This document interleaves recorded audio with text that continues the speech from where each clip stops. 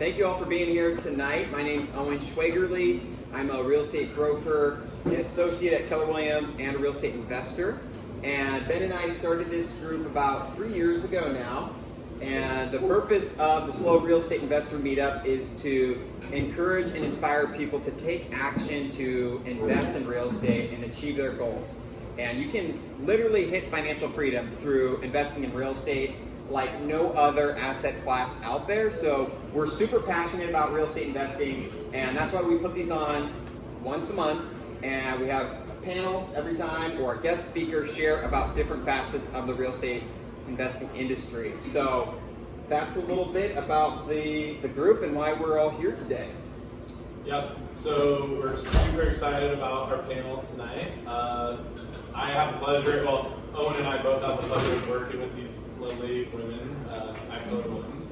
And it's cool because you get to share ideas, but also see people grow. And I remember when Owen and Camille were buying their first fourplex, and I don't think I owned anything yet either. And it was just like we've seen each other acquire our first properties, and we continue to keep buying things, which I think we're going to get into into the weeds of how everyone got started in real estate. So thanks for showing up, and we're going to get into it. But I'll just start with the first question. Sure. Since I don't have the list. So how did you guys how did you get started? When did you get started, and what was your first property that you ended up buying? So I got started about 3 years ago, and I was 27 years old. I was finishing up school, dental hygiene school, and I was set to graduate, and then the pandemic happened. So my school got shut down. I couldn't graduate. I couldn't start working. So I moved back to San Luis, where I was raised, and was just kind of in limbo.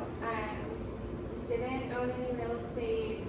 Buying a house really wasn't on my radar for a while. I wanted to, the plan was to get working, save up some money, and then, look into buying a house. But, I just came back, and at the time, Ben had been working in real estate. This is my husband, by the way, but for you that don't know. She's my better half. So he had been working in real estate, and he had been saving up money for a down payment for a few years. So he was more prepared at this point than I was. And we decided to check out some properties. So it was summer 2020. The market was crazy. Homes, were going for over asking, all cash, multiple offers. So we really weren't expecting anything of it. We just wanted to see what was out there. And we came across a property in Los Osos, and it was exactly the kind of property we had been hoping to find. It had a brand new ADU in the back. It was detached from the house, and it also had a detached garage, and then the main house was a 3-bedroom, 2-bath. And it was a brand new, it was turnkey, brand new, and we were just shocked that it was still on the market, to be honest. And so rather than thinking too much about it, we just decided to act, and we wrote an offer on it an hour after seeing the property, and 3 hours later that offer got accepted, and then we were just okay, I guess we need to figure out how to do this. So we figured it out, and that was my first experience with investing. We've had a tenant rent our ADU in the back since the day we closed on the property.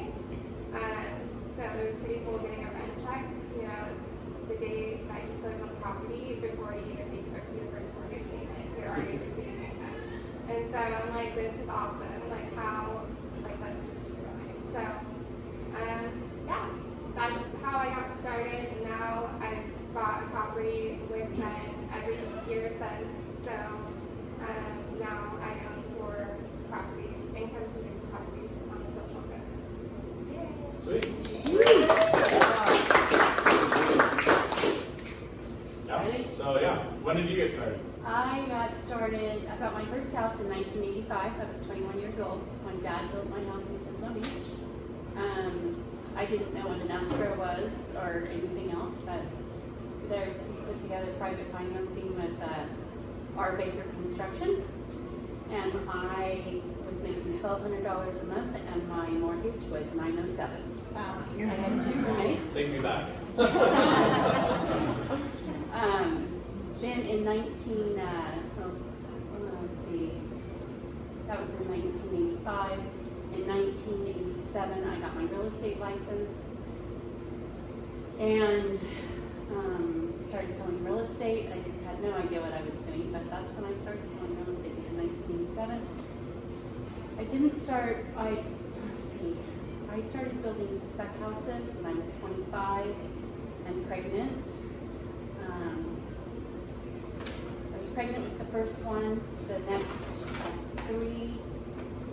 next 2, I had a toddler with me. And then the last 3, at that time, I had 2 little kids running around. So that's how I got started. Awesome.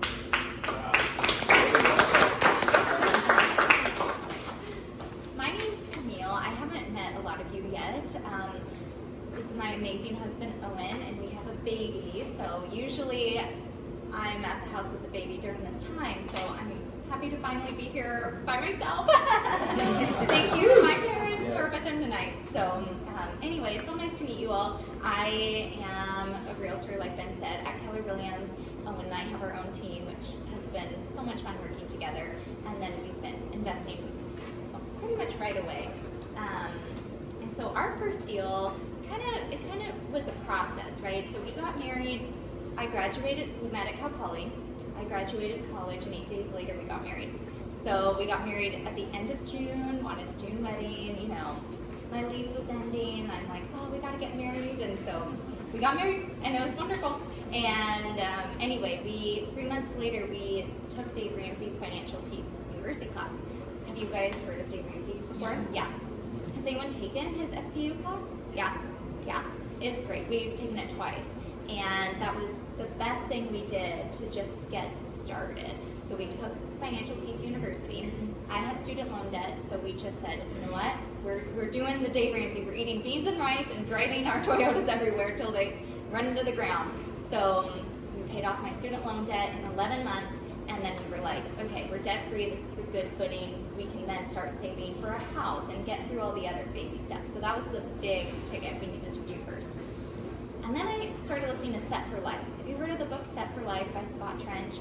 He is involved with Bigger Pockets. So Owen and I listened to that book, and he talks all about house hacking. And he has a lot of Dave Ramsey principles too. And so that was the first time I had ever heard about house hacking.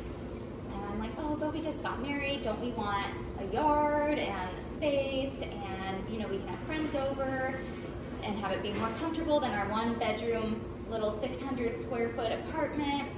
And Owen's like, well, yes, but what if we did house hacking first and then we saved up for that? I said, okay, you know what, I can get behind it. If we have a timeline, let's do it. So Owen was in the business before I was, so he was always looking at deals and coming across things, and so we knew we were looking for multifamily. That was what we wanted. And one day he comes home and he says, do you want to live in Paso? I said, no, I've hardly even been there. No, I'm a recent Cal Poly graduate. I love San Luis Obispo. We're staying here. I'm not moving to Paso. He's like, okay, fine. I found this really cool opportunity. I'm going to try to sell it to someone. I said, okay, great. So he posts on Facebook this MLS listing, this out-of-town broker lists this fourplex in Paso and uses a Google Images screenshot, which I think is illegal. I don't even think we do that. So it looks terrible, really sketchy. Has it listed. So Owen posts on Facebook, hey, does anyone want to buy this? Well, one of our good friends, his dad, is a successful builder, contractor. He's done a lot with real estate.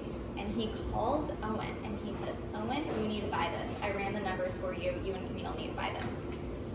And Owen, this is what he wanted to hear, right? He's like, oh my gosh, yes. So he comes home and he's like, Peter's dad told me we should buy the house. And I'm like, what? That's crazy. run through the numbers with me, talks about set for life, how this is right, and I said, you know what, you're totally right. Like this is what we should do. Put an offer, and gets rejected. I'm like, oh, okay, not meant to be. So we're in backup position. And sure enough, that escrow falls through, and they call us, and they're like, do you want it? And we're like, yes, we do want it. And then we get a call saying, oh, sorry, we're gonna go with another offer instead. Do you want to be in backup again? And we're like, what? That's crazy. And then I was really invested, because I'm like, no, this seemed right. This is what I really felt like what we were supposed to do. But I guess it's not right. So then a few weeks later, we get the call again. Hey, they're canceling. And we're like, hey, why are they canceling? Like, is there something wrong with the house? But that extra month gave us more time to save up. So we ended up finally getting into escrow, and we were able to buy this property using our very first home buyer benefits. And neither of us had a conventional loan before, so we were conventional buyers, and we were able to put 5% down, and we broke even. We weren't making money, but we weren't losing money. And we lived there for a year until we moved on to our next place. So we had that timeline in mind. But that was our first deal, and I really attribute a lot of it to the books we read and the Dave Ramsey class and Set for Life. Those were big foundational things. And of course, Owen had the numbers, and so he had the proof. But really, it was helpful hearing it from someone else, right? It was helpful hearing Scott Trench in my ear. Do it, Camille. I was 23 when that happened. Woo. Yeah. I'm just hearing like one thing that like you're all kind of saying is like there was no excuses. Like the timing seemed incorrect in 2020, but we did it anyways. Yeah. The time, I mean, like you had no knowledge, but like you fell into this deal, and you were pregnant doing specs. Like there's no excuses, and there's never a perfect time. And then you guys, like what, the third time's the charm, but like you know, like so it's pretty amazing that you overcome all these obstacles and you just keep forging forward, you know, towards your goal. So So good. Okay, so next question. What would you say is your investment niche? yeah, let's go back. Okay.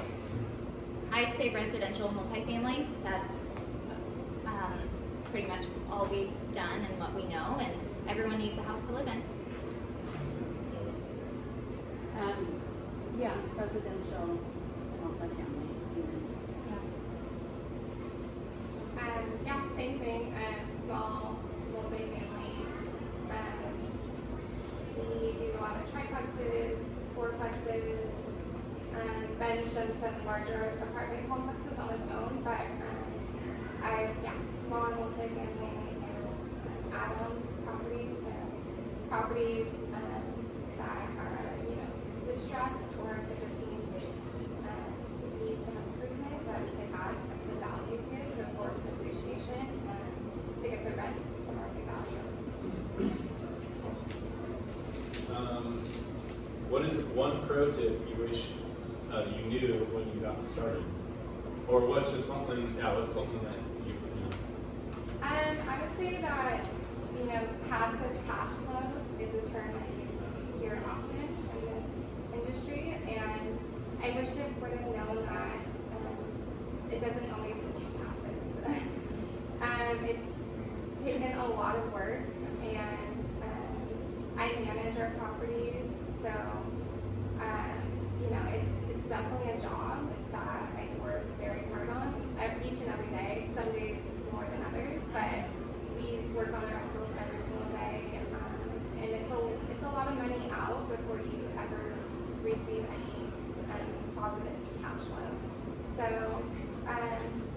what I wish I would have known is that it's kind of a long-term game, and you got to be patient with it, and it is a lot of work. I wish that we would have held on to more of the properties that we Yep. either built or flipped or lived in. Money is easier to come by than I thought. So that is something starting out that I wish I knew more about, more options. and I've since learned, and we've learned a lot actually from this group over the last 3 years too. And that's been amazing to hear what everyone else has had to say and how you've shared with us. So that is something that if I was just beginning, I would have a lot more confidence earlier on. Yeah, pro tip, use this group and ask questions here, run things by people so you can learn from others' mistakes. And I've done that before, like Ben's been a great resource for financing, hard money lenders, that kind of thing. And that's helped us get some of our deals. Okay, next question. How do you work with your significant other on your investments together? Well, at the start of every year, Owen and I sit down and we go through our goals for the year. And that's everything, right? That's not just real estate. It's our personal life, it's our family life, it's our travel goals. And then we get down to, okay, how can we do this? What does it look like for us to go visit our relatives in Germany for a month and still have money coming in? So those are the things that we do at the beginning of the year. Our anniversary is in June, so that's the halfway mark. So we revisit and make edits as needed. So that's been the best thing that we've done to help be on the same page, because there's never been a deal where one of us said no and we still went for it. If one person says no, then okay, we're going to listen to that and we're going to dig deep and know why. And maybe there's just not enough understanding and we need to help educate each other. But we have always been 100% in agreement every single time, and that I can't imagine doing it any other way. So really just having that vision together of what that looks like. And then we create vision boards where we actually put it on a board and we talk about it, and we have little cutouts either from a magazine or from online. You type in something, and then sometimes I'm like, oh wow, Owen, okay, that's a cool goal. What does it look like for me to partner with you in that?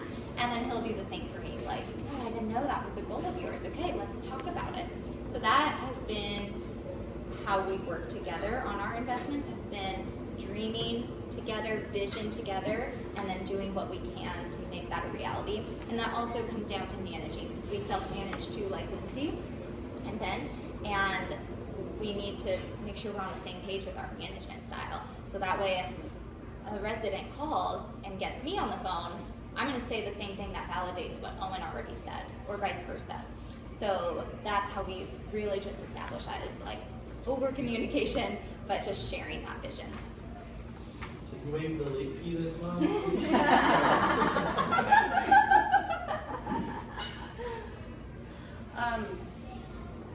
Dick and I are always talking about our investments and our properties, but Dick does more of the hands-on dealing with the property managers and at the properties, where I do more of the bookkeeping and making sure that the property managers have paid us and it's wired into the correct account and all that stuff. We, I think Dick would think I was crazy if I got out a board a picture board. You never know. I would pay to see it. But yeah, we both have our jobs. For when Dick and I first got together, Dick was managing a couple of his own properties, and he found that when he finally relinquished those, the one in San Luis, I think the rent doubled, and the one in San Luis, the tenants were a complete headache, and the rent went up. It didn't double, but so Relinquished, like bringing you in? Management? no, we relinquished doing his own management, and Nice, we hired okay. property managers. Nice. And we have properties out of state, and we finally sold one because the property manager was so bad that we had to rehab it and sell it. That was going to be a question that I had for you. When you have other property management, do you find yourself managing those property managers a lot? Or is it just depends? Which ones they are. I wouldn't say a lot, but we do manage them, and especially now with the law in California, we're on them constantly. Because if you don't raise that rent regularly, you're so far behind the 8 ball. Yeah. You can't sell the property. We have clients all the time that can't sell it because they have to. We're listing one right now. They have to sell it because they'll never be able to get the rent up to market value. Wow. Yeah, so for us, we do work together, but we do have different roles. And Ben was in real estate before I was, and he is a investment specialist. So kind of what he does is, and what he's good at is finding the properties, running all the numbers, and just making sure it's a good deal, and doing all the negotiation. And once we, have acquired the property, then he kind of acts as a general contractor, because our properties, we do a lot of full renovations on them from the get-go. So it's just a lot of managing contractors and making sure, everyone's on the same page and showing up for work and doing what they're supposed to be doing that day. So he's definitely the boots on the ground for that. He, probably he's at our properties every single day. We have properties from Paso all the way to Grover. So sometimes he's up and down the grade multiple times a day, just making sure the day is going good and everything, is getting done. Once the properties are stabilized and we finish the renovations, that's kind of where I take over, and I manage the properties. So I'm the one finding the tenants, doing all the screening, doing the lease agreements, and then from there on out, I'm in constant communication with the tenants and collecting the rents, doing utilities and just making sure all the bills are paid. I agree. Like, we try to keep in our own roles, even though we communicate. Like, I don't know some of the tenants' names because I'm removed from that segment of it. I do know, if they've been there long enough, obviously I get to know them. But yeah, it's all right. So this is kind of a follow-up question to that one. Is basically, does that kind of answer the next question around? What would you recommend to get on the same page? Yeah. If you're not currently on the same page with your partner, with your spouse about investing, what would you recommend people do to try to get there?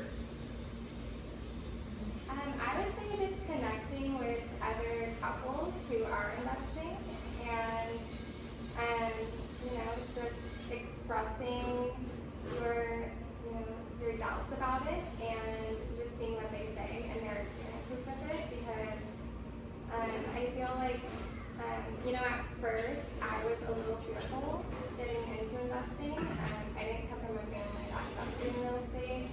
My parents owned their houses, their single family homes, but nothing beyond that. So this was all brand new to me, and it really wasn't until I started talking to other people, other couples, just educating myself on investing, did I really start to feel more comfortable with it. And it wasn't too long before I kind of got on board with it. I saw the numbers and I saw, it was working for so many people. So I kind of just dove right in. I don't know if this is the answer that you want, but I think Dick and I have always been on the same page as far as investing in real estate, and we don't have a retirement with our jobs, so that is our retirement. Our IRAs and our Roths, but the rentals are our retirement. Well, maybe you go on a getaway, you get a science board poster and you make a vision board together. That's what I would recommend. And you just get away together. This is what we're doing at the next meetup.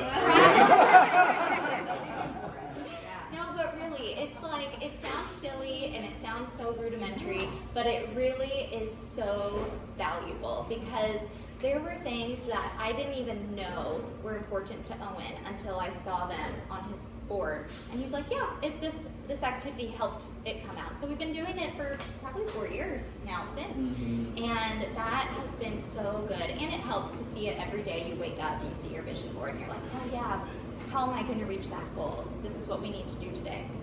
So that's my recommendation.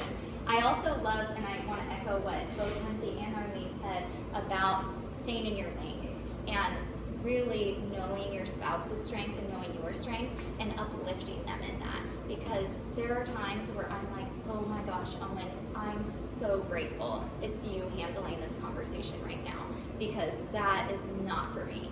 And then other times, it's me. And Owen's had to show up at 7 a.m., knocking on doors, handing, 3-day notices, pay or quit, right? And I'm like, that's not for me. I want to be the one to go there and give them the Christmas gift and say, thank you for being our resident, and so that's where staying in your lane and really knowing your strengths and playing to that has been so valuable for us.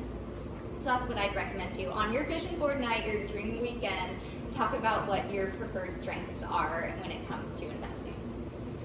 Definitely. I'd say it's really important to have that foundation first before you're really investing. You need to have a common ground, shared vision for your life, shared goals, shared values even. So I'd say that's kind of one of the foundation of your investing portfolio should really start with that. And so there may be cracks in that foundation that you need to go back and pour some cement and fix those things up before you build too big of an investment portfolio, because it could all come crumbling down, and then what's the point of that? I'm going to echo what you said too, is because you could do this as a single person. So if you're single, Yes. don't be discouraged.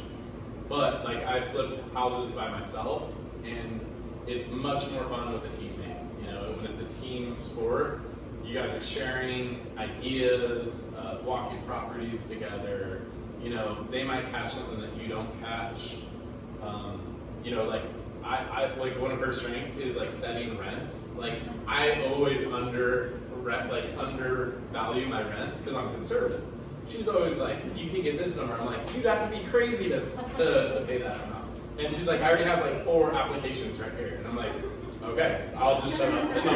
Let's go back to bringing guys Home Depot.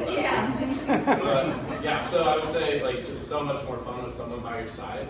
We've had some of the hardest times in our life, or in our relationship, going through some of these renovations, because it's taxing on you emotionally, financially, time-wise. Maybe you're not putting as much time into your relationship because you're putting all the time into your business, and so you got to have that balance. And there's been times when she's had to float some of the bills, or I've had to float the bills, or whatever. But it's nice having 2 incomes as well. Because like she said, it's a lot of cash flow out when you're doing large renovations.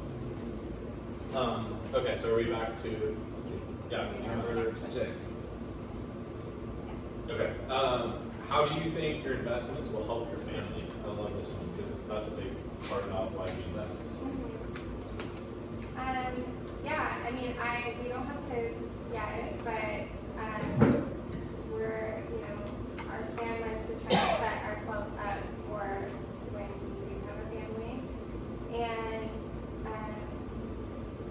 up until a few months ago, I was working a full-time dental hygiene position, so 5 to 6 days a week, 8 to 10-hour days, and I just knew that, working that amount of time would just not be feasible once we do have a family. So I feel like our investments, we've really worked hard the last couple of years to get them where they are now, and we're finally starting to reap the rewards and start seeing some cash flow. Cash flow coming in so that we maybe can provide for our families without having to sacrifice our time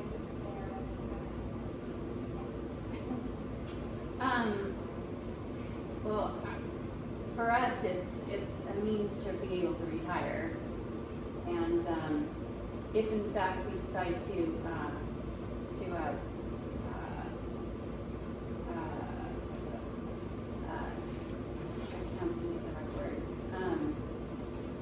pass on our legacy to our kids and our grandkids, they'll be very happy. Yeah, that's always the goal. The goal is always to pass it on to the next generation, help them get a leg up. I think what is more motivating to me now, though, is being able to have time with our kids. And that is going to be what they remember. Because, okay, when we die, sure, they get the house, but what if they have no memories with us? And then it's like, what's the point, right? And we're just working on this property, but we don't spend time with them. Why don't we take advantage of the right now, the present moment, while we're still young and healthy, to be able to go out and travel with them, or not even go anywhere, but maybe go to every single sports game they have, right? That's amazing if we're able to do that because of the income that we're able to receive in a more passive, somewhat passive way. So that's way more motivating to me, is the right now. This is the flexibility and time that I get right now. And time is a non-renewable resource. Yeah. You only get so much, 24 hours a day. That's it. So I love that. Owen and I are big on generational wealth building. Of literally, we're going to change future generations. So I mean, obviously it goes down to our kids, but what about our kids' kids? Like when they don't even know us, but they have this remembrance, and it's literally setting them all up for success.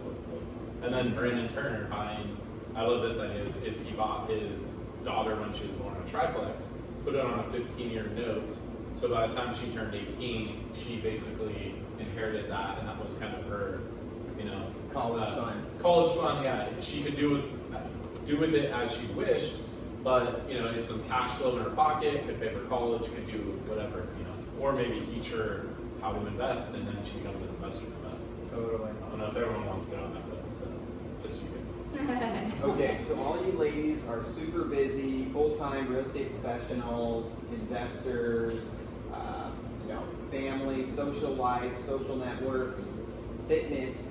How do you manage it all, and how do you find time to do all those things that you need to do in your busy days? Because a lot of people might say, well, I'm too busy, I can't invest in real estate or do these things because I got fill in the blank. Pregnant. I'm not, but Yeah. Well, you make time for what you want. It's just that simple.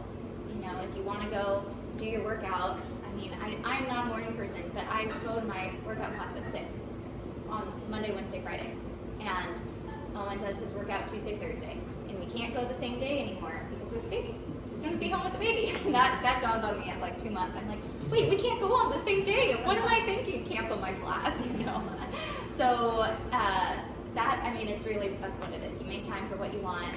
Owen and I decided that in January, we sat down and we really time blocked our schedule, right? So Monday, Wednesday, Friday afternoons, I'm in the office, and those are the days that Owen is home with our baby. And those are the days where I schedule all my appointments, all my showings, my team meetings, everything during that time. And then the other time, I'm going to focus on my baby.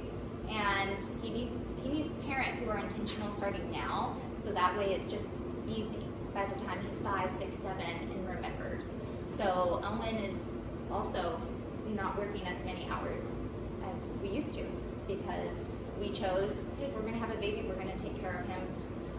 At this point in our life, we're not open to doing childcare, maybe when he's a little bit older, but during this young stage, we have that flexibility, and I absolutely understand that is a privilege, and I feel so grateful for that. And it's because of the work that we did leading up to this point. So for us, it's just come down to knowing our calendar and making time for what we want. I've always kept a list, a to-do list every single day. And I think being a realtor allows me to do my investing in this because I'm looking for the same properties for clients as I am myself. When my kids were little, it wasn't rare that I had to take them to show property.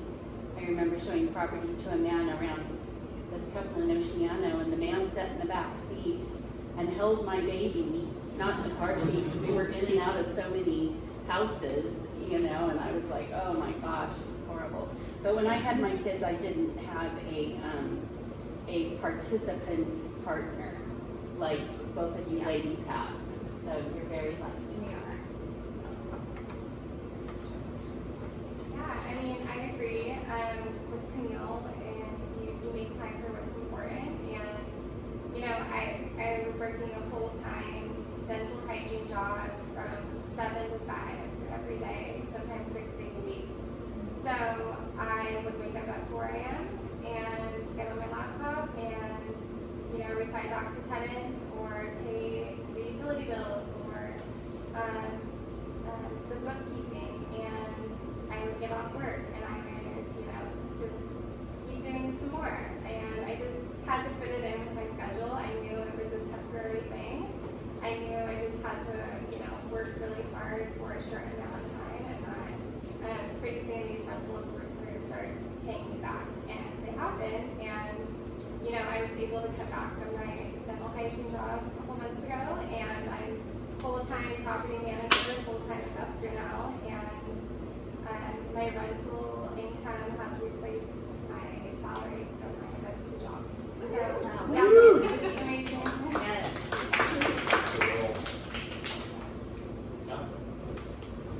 I think, like you guys all said, is like we're trying. We don't have kids right now.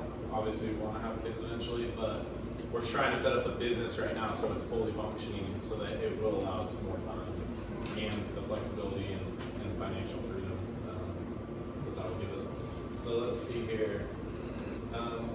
What are some? Oh, this will be a fun one. So, what are some obstacles or issues you had to deal with being an investor or a landlord? So, yeah, being a landlord, it's not easy. There's always issues. It's just a matter of how big your household is and how quickly you can move past them. So, there's been so many things. Most recently, being a landlord, tenants not paying rent, having to go through evictions, that just comes with the territory.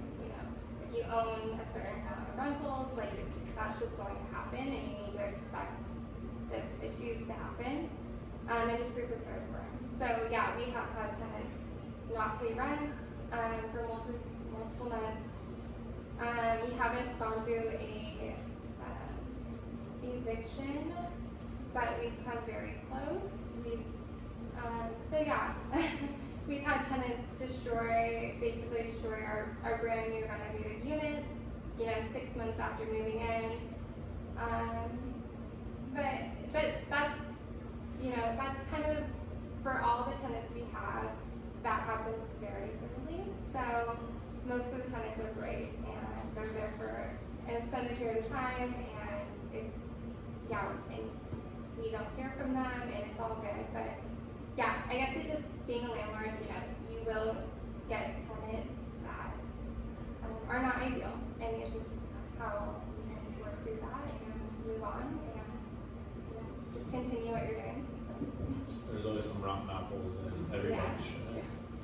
bunch. Most recently, we had a tenant that had, he wanted to put plywood on top of the trusses in the garage, and so there were wires going across, electrical wires and whatever wires. So he notched out the trusses in the attic, or in the garage, to put his plywood down. And we don't know how many tenants had passed. We don't know which tenant did it, because the property manager missed it. He went back 1 or 2 tenants, and of course they said no, they didn't do it. But mine and Dick's first rental together we bought, it was a VA, it was a foreclosure, right? Yeah. We called it our cherry pit, because the day that it closed escrow, we drove down to Orchid to look at our house on Cherry, and the plumbing and the concrete had broke, and so all the carpet was wet. So we pulled out all the wet carpet, had to run the plumbing overhead, and then we had a family there for a long time, and she ended up getting very ill, and the husband embezzled from his company to be paying her medical and rent, and it was really a sad situation. But so those are kind of 2 completely off the wall things that we've had happen in our rentals. Wow. I know this is not the norm, but we have really great residents. We know all of our residents pretty well. We'll go and talk to them and build relationships. So I really don't have that many challenging stories. I mean, there's that, like I shared earlier, one person, noticed her perform. Okay, fine. 1 out of a few. That's great. I think the biggest challenge when it comes to renovating, because we've also renovated almost all of our places, was finding good labor. And that was really challenging early on, especially when we had a tight budget. We didn't really know what we were doing. We're just like, new floors, okay, great. What does that look like? Oh, I'm not gonna put that in the floor. Oh, okay, that's way too hard, too much work for me. Who should I find? Post on Facebook, on 805 help page or something, and whatever it is, and random handyman shows up. Gosh, we've gone through so many of those, and it's just that's been I think the biggest challenge, was finding good labor. And it wasn't until somewhat recently that we've found some really great people, and that was discouraging for me early on, because I don't even like painting. I'm like the vision, right? I want white walls here, but someone else do it. I have other things to do, right? And when we did our first fixer-upper projects, we realized, oh wait, we don't have any other money coming in because we didn't have any sales business, because we weren't prospecting, we weren't showing homes, we were doing the painting and little things. So we decided to pivot, because our return was so much better when we just kept our day jobs and other people were doing the units for us. So it was just hard to find good work early on. People to show up, people who followed through on what they said it would cost instead of backtracking later. So we've learned a lot. We've come a long way, and we've learned a lot from Marlene and Dick actually on how to do it right with 1099s and So that's been the biggest challenge for us, has been really just the labor side. Okay, do you ever second think, maybe I don't want to be a landlord? Oh yeah, and we've talked about it. Like, there will be a point in our life where we're not going to be doing all of the daily boots on the ground work. There's going to come a point in our life where we want to receive that wire, right, from the property manager. And we're not there yet. We're not even close to being there yet. And I think that's a far away, maybe after our kids are moved out and we're like, okay, we're going to be gone for 6 months, Yeah. So yeah, I've totally thought that when plumbing goes out at midnight, and you have a tenant call and say, it's raining in my house. That's so sad, and I hated that moment so much, and I felt horrible. And it was just one of those, like, okay, if I had someone else carry that stress, I probably wouldn't have been as stressed out. So anyway, there are definitely those moments, but we're not there to actually take action yet. It's a pipe dream. I don't think we'll ever not be landlords, and I think we're so lucky where we live, is because in so many areas you either get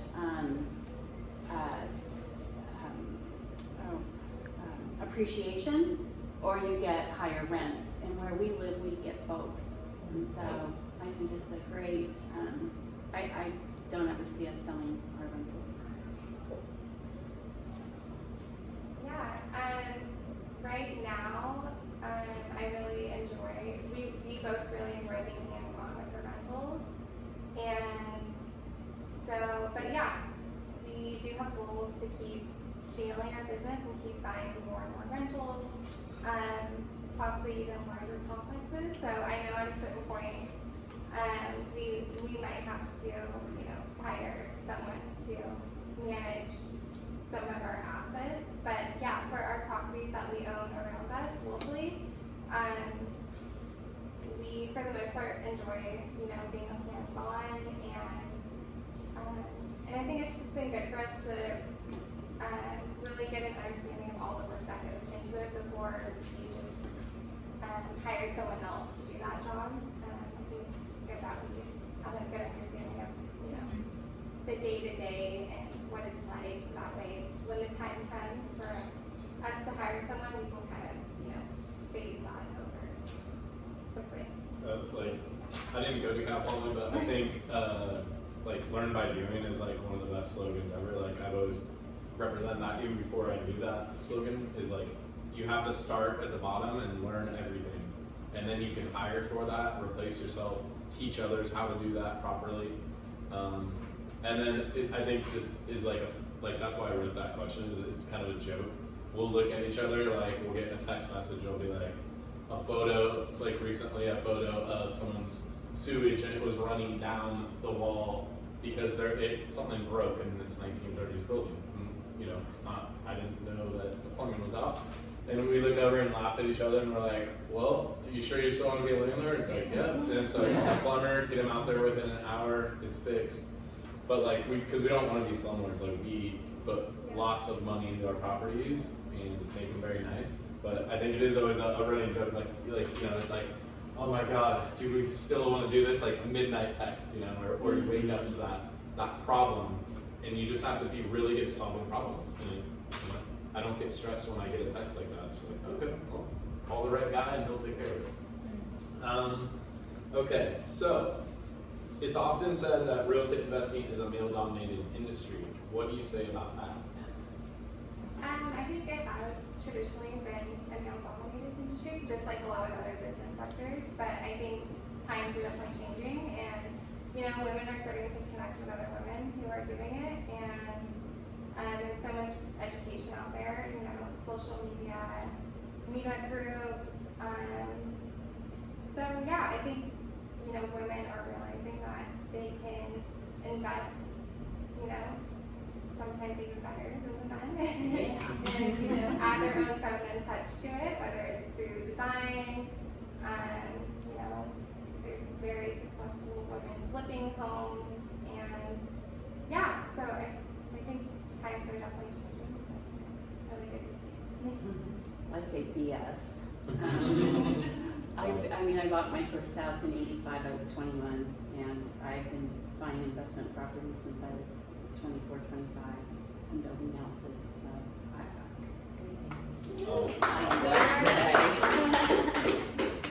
I read this book that I think Bigger Pockets published called The Only Woman in the Room. And it's 30 little vignettes about these different women real estate investors. And they would go to meetups, they'd go to an investor event, and they would be literally the only woman in the room. And how times have changed, and how I'm fortunate enough to say, oh no, that's not the case. There are other women. I'm looking around here and there's more women in here than men. And you know, I go to different conferences and there are so many women. And this common theme between all of those stories was they sought a mentor. And the mentor most of the time was another man, or maybe it was a woman who had a mentor who was a man, and help show them the way. Because yeah, like Lindsay said, I think that's been the tradition, and it's, you know, decades ago. And so find a mentor. If there's an investing space that you're in where you're like, gosh, there's really only guys here, find one of them to become your mentor and have them teach you and learn to partner. So that way you can bring in other women and do what Marlene has done. Oh my gosh, and what she's done on her own without any support. And that's the way to do it, is find that mentor, partner, and then bring other people, other women up with you.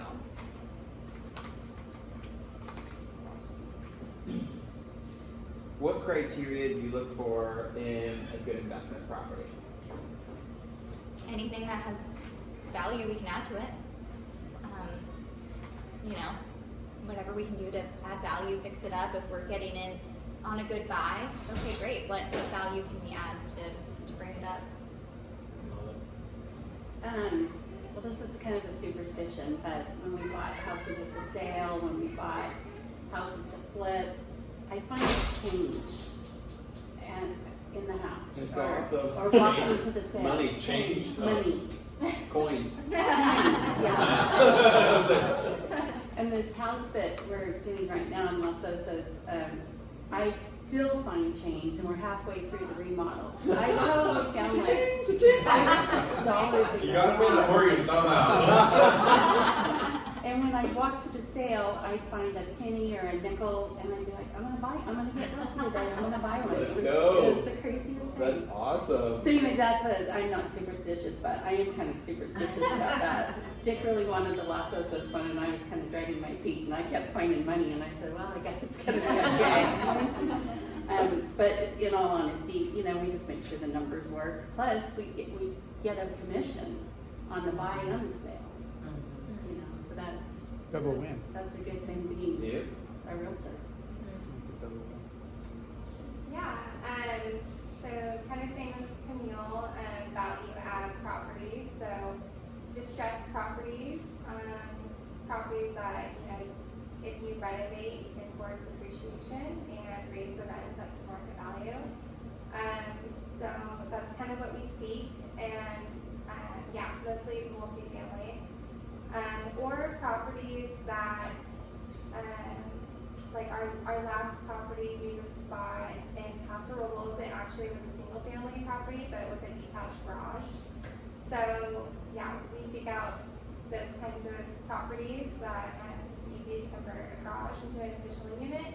And then this property, the main front house, we were actually able to build a wall which separates the top floor from the bottom, and essentially we made two bedroom units out of a 3-bedroom, 2-bath house. So we kind of just look for those kinds of opportunities, and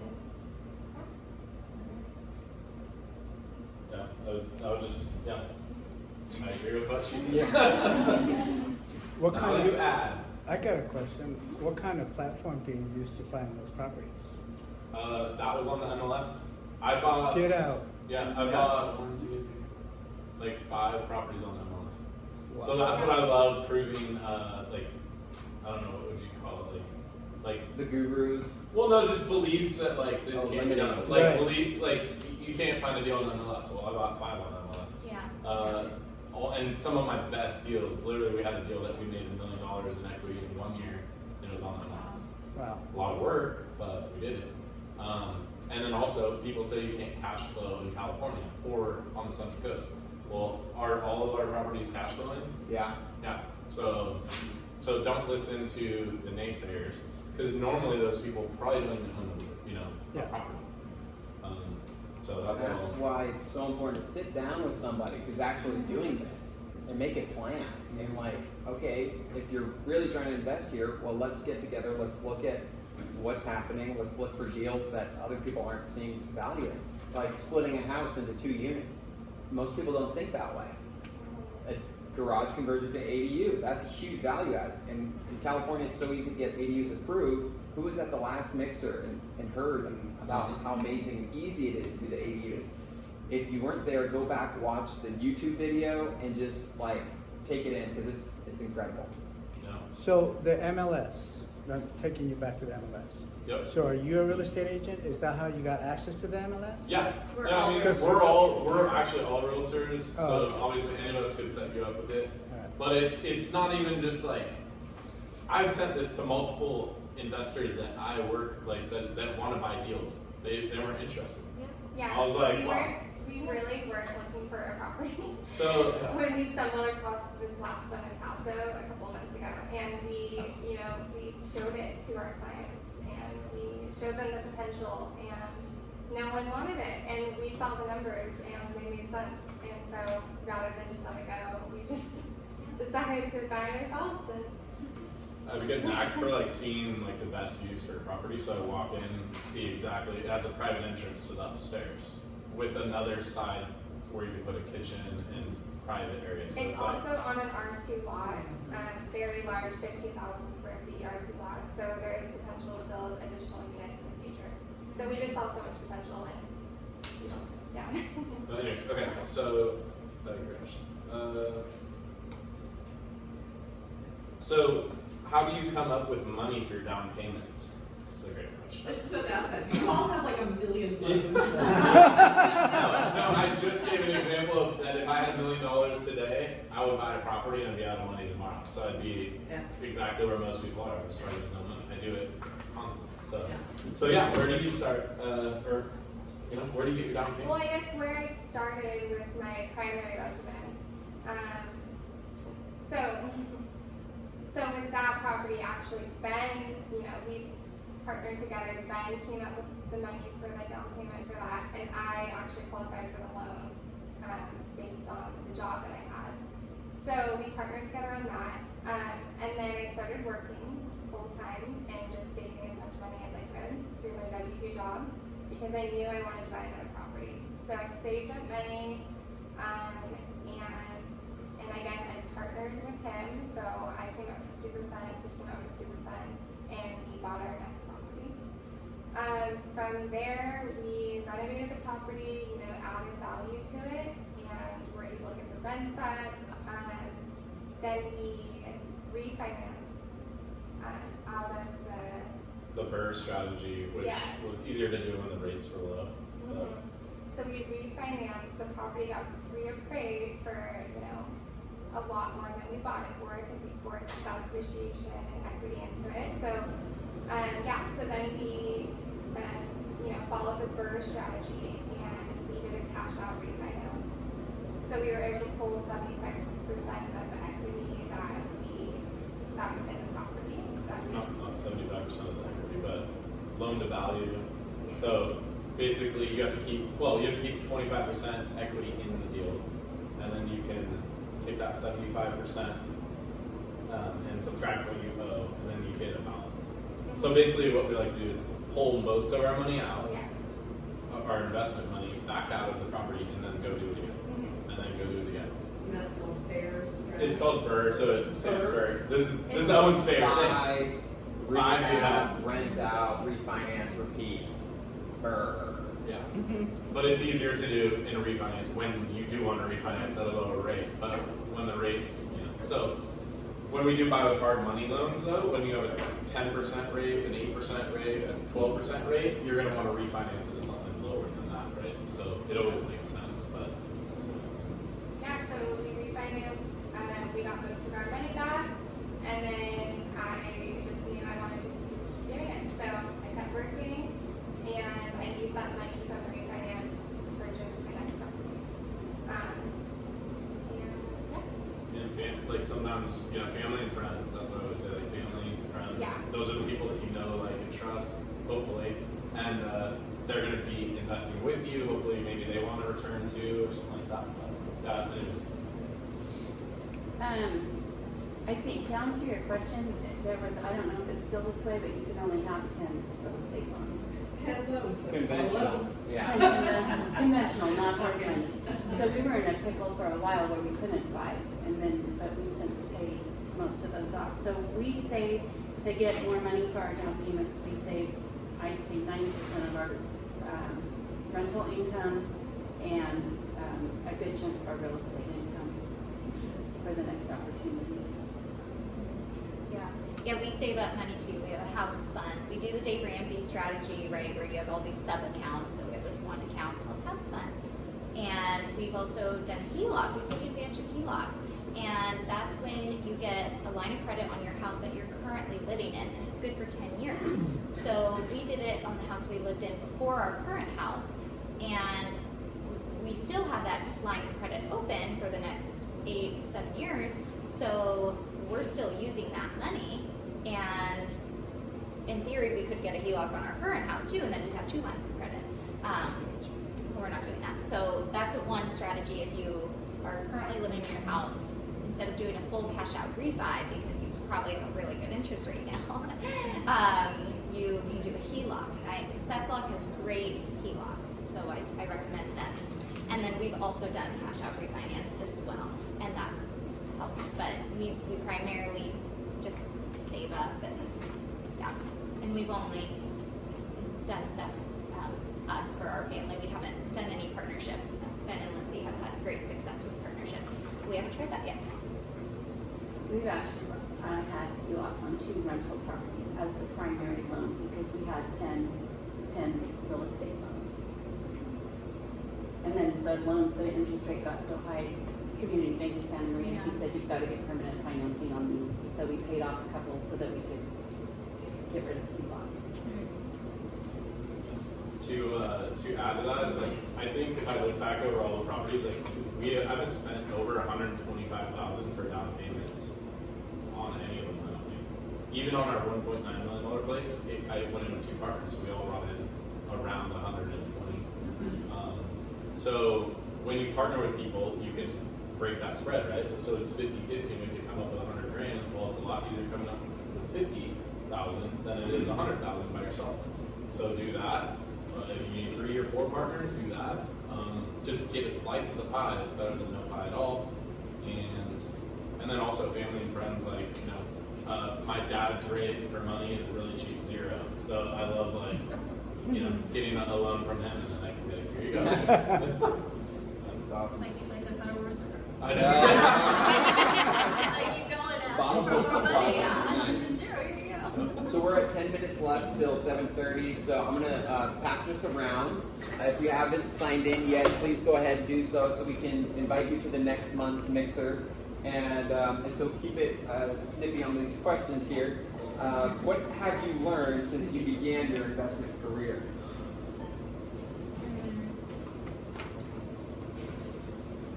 Well, everything's about relationships, right? And Dick was saying this right before. You just go to mixers, you talk to people, and then all of a sudden the light bulb goes off and someone says, oh, I have a property that you are describing. Let me talk to the seller for you, or let me talk to my client if you're a realtor. So it's definitely a relationship business. So coming to these mixers, building relationships with each other, going to conferences, you succeed more together, that's for sure. So that's something I've really learned in this business. I don't really know. I mean, I said it earlier, you know, I've learned now, I wish I would have held on to more of our investments and more investments. I'd be retired.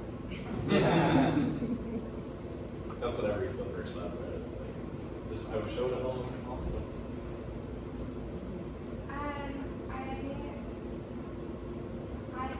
I've learned so much throughout this whole thing. But yeah, I guess the most important thing I would say is to find a mentor, or connect with a realtor who specializes in investment properties and can really sit down with you. Owen and Ben are very great resources, and just talking with people who have done the things that you want to do.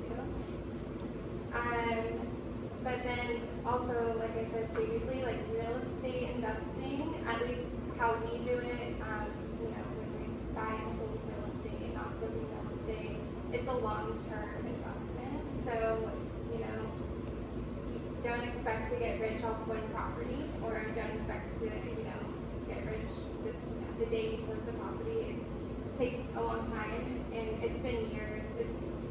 We're on 3 years of doing this, and we're just now seeing, some positive cash returns each month. So, kind of a long-term play. Gotta be patient, but it'll pay off. Let's see.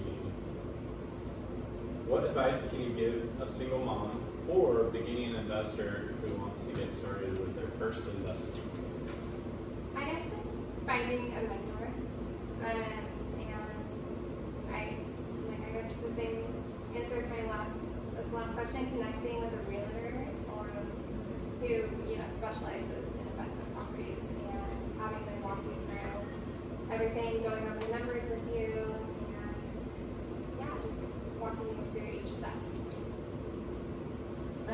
It's very scary being a single mom, and especially when your income is based on commissions only. So just make sure you have your reserves. Yeah. We always say who you work with matters, and that's so true, especially in the real estate business, but also in life, right? You want to work with good people all the time. So if you are a single parent, then build your support system of who you're working with, right? Maybe there's a trusted friend who can help with the children, or maybe there's a cool preschool or whatever. I'm volunteering at VBS this week. Drop them off at VBS. Whatever that looks like, but find support, and who you work with matters, especially, like everyone said, partnering with a realtor, because seriously, having someone who is in the business all the time, who's a professional, who knows what they're doing, this is what they do day in, day out, they will help guide you and show you. So make sure you're working with someone you really trust, who knows what they're doing. So that's my biggest piece of advice if you're starting out. Another thing too about relationships, like Camille said earlier, is if you have great relationships with your residents and your buildings, that can lead to potential referrals or even business in the future. We've helped our tenants buy homes before. Yeah, we've helped a few of them and are currently helping, and that's like one of the most rewarding thing is giving them keys to their own home, and oh my gosh, there's nothing better. And giving like Dave Ramsey books to them to help them out, and one of them recently got totally debt free, and we celebrated with him in the front yard, paid off $19,000 in loans in like 3 months. It was amazing. They were so proud of them. So proud of him. So now we're like, all right, let's help you buy a house. And we have something in our leases where if you buy a house with me, we'll let you out of your lease for free. So it's a great way to help encourage people to get into home ownership. And one other thing too, a book we read early on was Millionaire Real Estate Investor by Gary Keller. And such a great book. He says if you bought one property every year in 10 years, you could retire a millionaire. It's that simple. That's all you got to do. And so Camille and I have been doing that every year. We've been married 6 years now. We bought one property at least. So we're at that point where it's like, okay, let's keep doing this. And then it compounds and grows and builds upon that. So Millionaire Real Estate Investor, great book. Gotta check it out. And then last question, what are your future goals with real estate investing 5 years, 20 years from now? Yeah.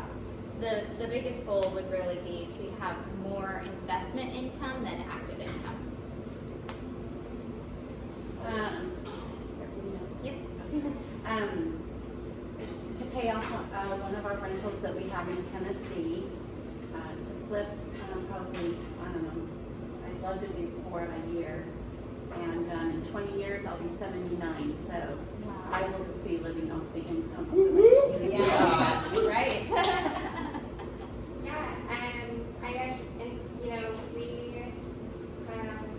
our goal is to continue to buy real estate, and probably in 20 years we'll still be buying real estate, but hopefully at that point, you know, we'll have the cash flow coming in back to support our lifestyles and to, you know, travel, spend time with our family, and, you know, just basically live the life that we want to be living. Amen. Yeah, awesome. Amen. Thank you. Yeah. Let's do everything. You guys have audience. Any final questions? So certain, we get permits on ADU conversions on certain things. I don't like on flips. I don't normally pull permits unless I have to, because it slows down the process. And so, you know, if it's going to cost me time and money, then I'm going to try to get it around. But obviously, Is it easy for you to get the permit? it takes. I just got a permit. I get a permit tomorrow, and it has to do it. It took 4 months. So that was not an easy process. It just depends. Every property is different. Every city is different. The county is different. And you know, right now we're going to get one in Grover Beach. You know, I hear they're easy to deal with, but we'll see. Yeah. But yeah, when it comes to flipping, if I'm gonna like hold on to it, I'm gonna get a permit because it's gonna add value. But if it's flipping, normally, unless we have to, we don't, because you're trying to finish it in 4 months. And if it takes you 4 months to get a permit, then you know, it screws up your time. But yeah, any other questions? Do you all, most of you have most of your real estate assets in California, or? Ours are all in California. We like Arizona and Texas too, but we haven't bought.